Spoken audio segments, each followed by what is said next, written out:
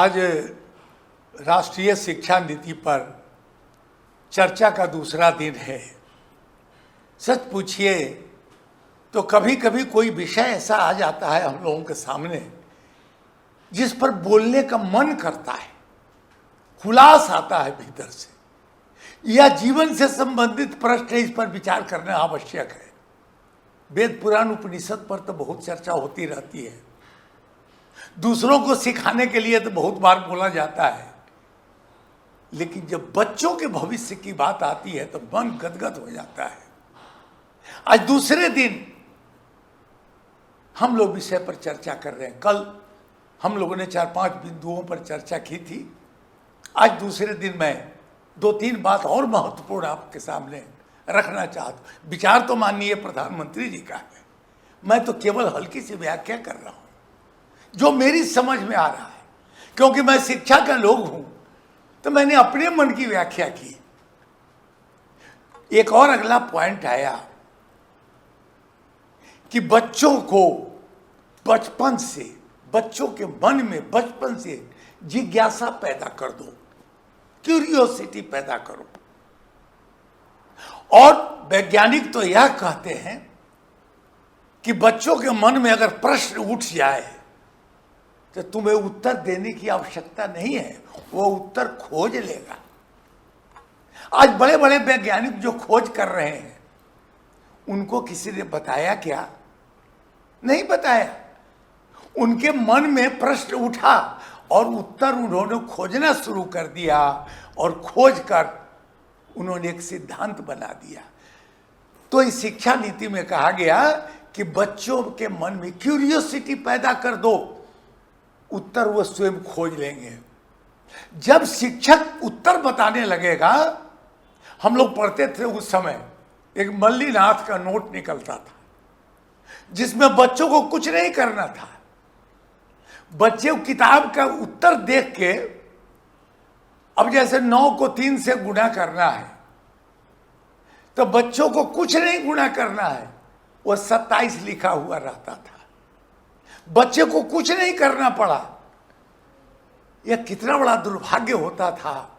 और आज भी मैं शिक्षक समुदाय की ओर से आता हूं और अपने मित्रों को कहना चाहता हूं, कृपा करके बच्चों को उत्तर मत बताओ, उसको खोजने दो, उसको ढूंढने दो उत्तर क्या होता है। मुझे याद है, मैं जब यूनिवर्सिटी में पढ़ा रहा था रांची में, मेरे डायरेक्टर थे उस समय जो बहुत ही अच्छे विद्वान व्यक्ति थे।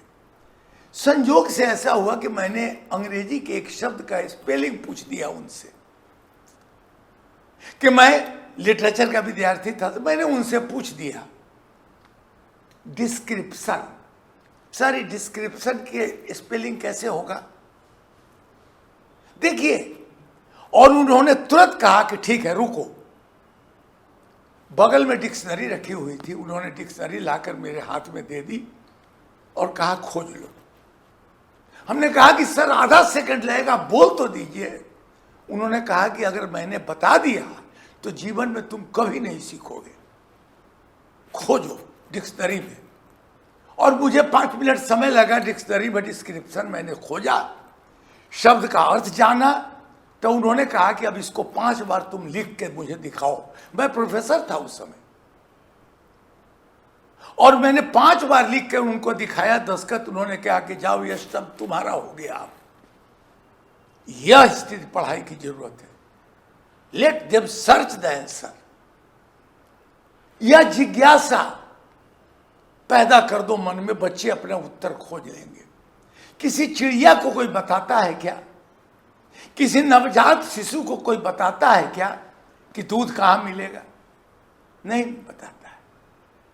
यह पशु को भी नहीं बताया जाता है कि दूध कहां मिलेगा, मां का स्तन कहां है, नहीं पता है, लेकिन ढूंढ लेता है, भूख लगी है।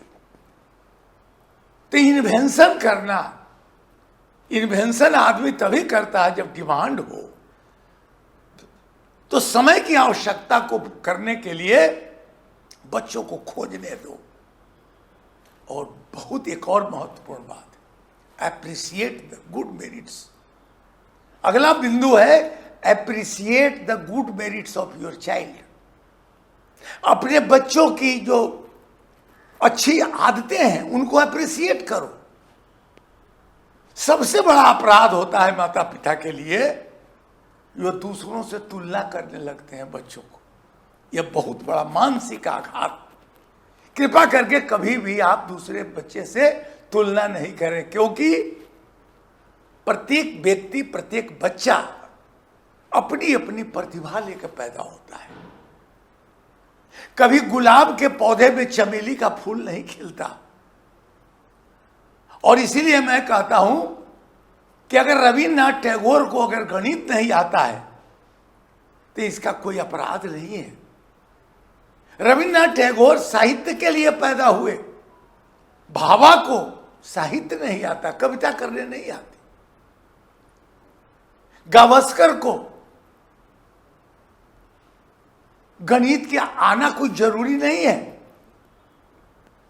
हमारे देश के इतने बड़े बड़े क्रिकेटर हुए हैं, उनको गणित और बीए और आईए पास करना जरूरी नहीं, उनकी अलग प्रतिभा है। तो appreciate the good merits of your child. और लेकिन महत्वपूर्ण बात है कि कुछ करने जरूर दो, बैठने मत दो। वह बैठा तो गया।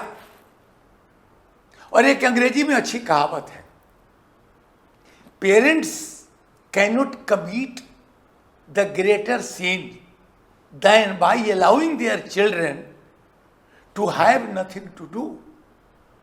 इससे बड़ा अपराध क्या हो सकता है कि आप बच्चों को चुपचाप आइडल बना के रखे हुए हैं, शीशा में बंद करके रखे हुए हैं, उन्हें धक्का नहीं खाने दे रहे हैं। चिड़िया के घोंसला को जाके देखिए, छोटा सा चूजा बच्चा निकलता है, 2 दिन के बाद चिड़िया की मां धक्का मार के गिरा देती, जाओ उड़ो। और मैंने एक जो कहानी सुनी थी कि 2 चिड़िया थी, एक उड़ती थी एक नहीं उड़ती थी। गुरुजी बड़ा बेचैन हुआ कि कैसे उड़ावे इसको। एक व्यक्ति को बुलाया गया, कहा कि एक चिड़िया उड़ती है एक नहीं उड़ती है। कहा कि मैं उड़ा देता हूं। वह गया, दोनों चिड़िया डाल पर बैठी थी, ऐसा ताली बजाया, एक चिड़िया उड़ गई, दूसरा बैठी रही। उसने तुरंत कैंची निकाली और डाली को काट दी। जब ही डाली को काटी, चिड़िया गिरने लगी, उड़ गई। तो बच्चों को संघर्ष करने दो, बच्चों को लड़ने दो, बच्चों को अपने परिवेश बनाने दो। बच्चे को शीशा गमला में बैठा के रखोगे ड्राइंग रूम में।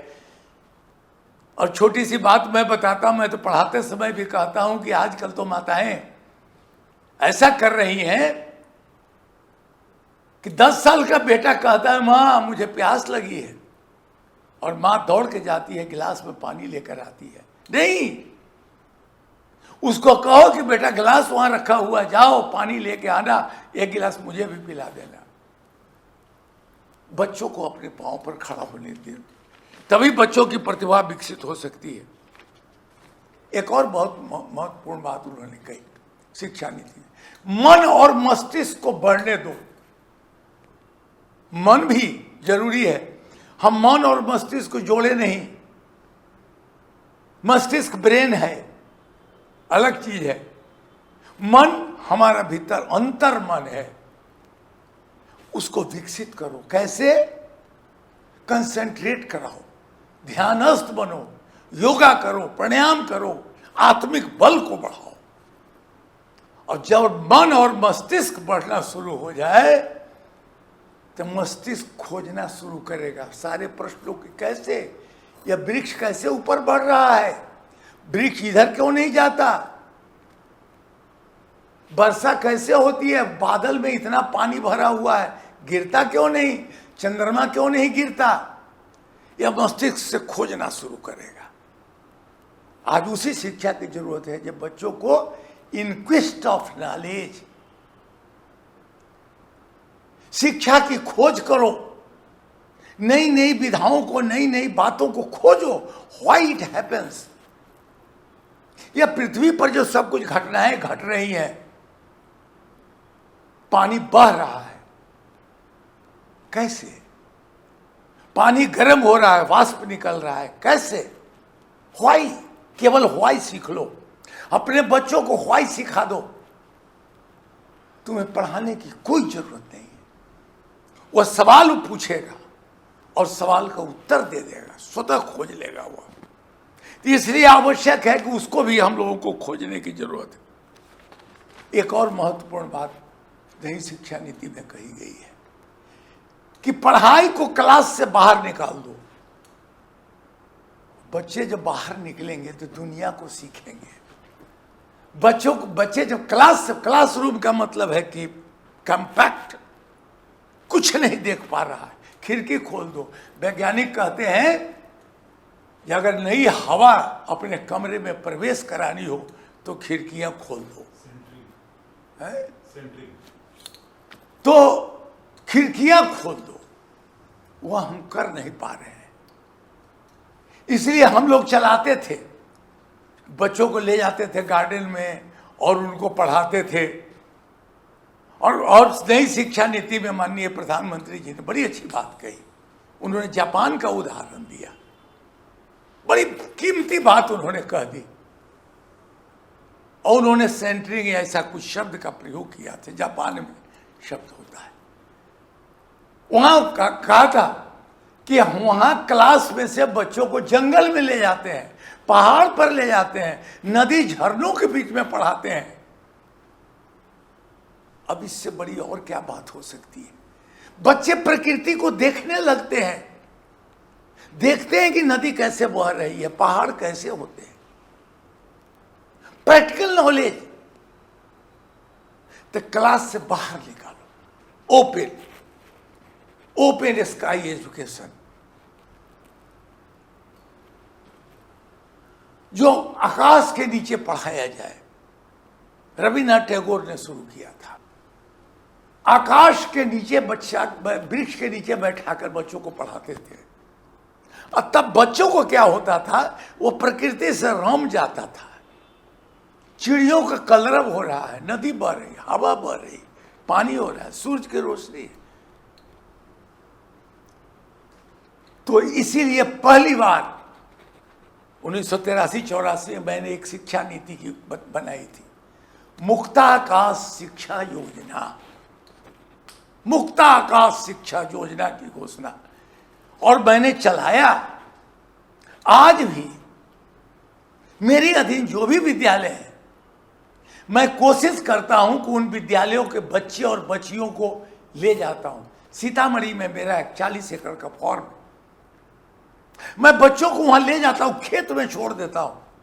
देख, धान का पौधा कैसा होता है, गेहूं का पौधा कैसा होता है, मकई किसको कहते हैं, आलू कैसे रोपते हैं, गन्ना कैसा होता है, देखो, खेत में जाओ। यही तो नई शिक्षा नीति में कहा गया। क्लास से बच्चों को निकालो, जंगलों पर ले जाओ, जंगल को दिखाओ, पहाड़ों को दिखाओ, प्रकृति से भेंट कराओ। मैंने सुना कि किसी देश में, शायद पाश्चात्य किसी देश में, बच्चों को डिग्री, बीए की डिग्री तब तक नहीं दी जाती है जब तक वो पूरे देश का भ्रमण नहीं कर लेता है। देश को जानो, देश की भाषा को जानो। आज तमाम बड़े बड़े बैनर के विद्यालय, दिल्ली, कलकत्ता, बड़े बड़े विद्यालयों के बच्चों से जाकर पूछिए, झोपड़ी में लोग कैसे रहता है, वहां पे एयर कंडीशन नहीं है। तो बच्चों को क्लासरूम में से निकालो, क्लासरूम से बाहर जाओ, फील्ड में जाओ। और इसीलिए मैंने कहा कि मैं 40 एकड़ के फील्ड में बच्चों को लेकर छोड़ देता हूं, जाओ, जो करना है सो कर। देख, हल कैसे बहता है, ट्रैक्टर कैसे बहता है, गाय को कैसे दुहा जाता है, भैंस को कैसे दुहा, घी कैसे निकलता है, ये तमाम चीजें बच्चों जाते हैं फील्ड में और वहां सीखते हैं। ये नई शिक्षा नीति में अद्भुत व्याख्या की गई है। मैं 1000 बार सैल्यूट करता हूं। इन बिंदुओं के बारे में जो बच्चों को परिचय करा रहा है, आज तमाम विद्यालयों के, बड़े बड़े बैनर के विद्यालय हैं देश में, उनके बच्चों से पूछ दीजिए, गेहूं कब बोया जाता है, नहीं मालूम। दूध कहां से आता है, तो बच्चे कहते हैं कि बूथ से आता है। अब ऐसी स्थिति में माननीय प्रधानमंत्री जी ने बड़ा अद्भुत किया, बिहार के लिए गौरव की बात उन्होंने कह दी। उन्होंने भागलपुर का नाम ले लिया और कहा कि भागलपुर के सिल्क, अद्भुत बात हुई। मैं तो धन्यवाद करता हूं कि उन्होंने बिहार के गौरव को बढ़ा दिया। भागलपुर के सिल्क प्रमुख प्रसिद्ध है पूरे विश्व में आज, लेकिन हमारे बच्चे को स्कूलों में कोई जानकारी नहीं।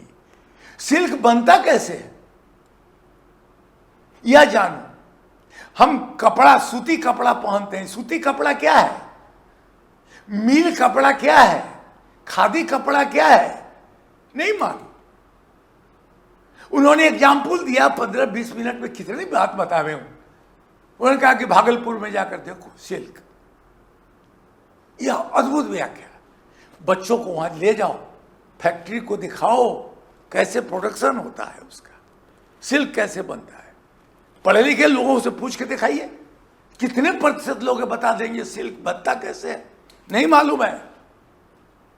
तो आज नई शिक्षा में उसी की जरूरत है कि बच्चों को बता सके ये सिल्क कैसे बन, खादी और मिल में कपड़ा में क्या अंतर है, जूता कैसे बनता है, सेंट कैसे बनता है। मैं तो सिलेबस में मैंने रखा है यहां, अपने तमाम विद्यालयों में मैंने कहा कि बताओ बच्चों को जिस इत्र लगाते हैं, सेंट लगाते हैं, कैसे बनता होगा, इसकी शिक्षा दो। जूता कैसे बनता है, जो तू कपड़ा पहनते वो कपड़ा बनता कैसे है, नायलॉन, सिंथेटिक, खादी, सब में अंतर क्या है, नहीं मालूम। चलिए भोजन करते हैं। भोजन में कौन चीज की सब्जी कैसे बनती है नहीं मालूम। इसकी भी जरूरत है। आज प्रैक्टिकल नॉलेज बनाओ, बच्चों को बताओ कि तुम्हारे जीवन से जितनी बातें हो रही है वह सब तुम्हारे जीवन की देने वाली है, ऊर्जा है तुम्हारे जीवन। एक और अद्भुत व्याख्या उन्होंने कर दी थी। जिस गाड़ी से तुम आते हो, कार से, मोटर से, बस, स्कूल बस से, ऑटो से, उस ड्राइवर के बारे में जानो। वो ड्राइवर किस परिस्थिति में गाड़ी चलाता है, उसके मन के फीलिंग्स को जानो। तुम्हारे बारे में उसका विचार क्या है, उस पर तुम लेख लिखो। जिस दिन हमारी यहां नजर चली जाएगी, हमारी क्रिएटिविटी बढ़ जाएगी और हमारे प्रतिभा स्वतः विकसित होने लगेगी। लेखक लोग क्या करते हैं, विषय दे देते हैं, कहते हैं जी इस पर लेख लिखो, और लेख लिखना शुरू कर देता है, खोजता है। ये जो कहानी लिखी जाती है, उपन्यास लिखे, कोई कहानी, घटना, सच्ची घटना तो है नहीं, खोजते हैं ऐसे हुआ होगा, ऐसे सिनेमा बनता है, कोई घटना थोड़े है। अच्छा, इतने लोग हम लोग सिनेमा देखते हैं, बताइए सिनेमा में फोटो कैसे आता है। कभी आपने विचार किया कि दिल्ली में माननीय प्रधानमंत्री जी का भाषण हो रहा है, हम पटना में कैसे सुन रहे हैं, हम उनका फोटो देख रहे हैं, कैसे हो गया।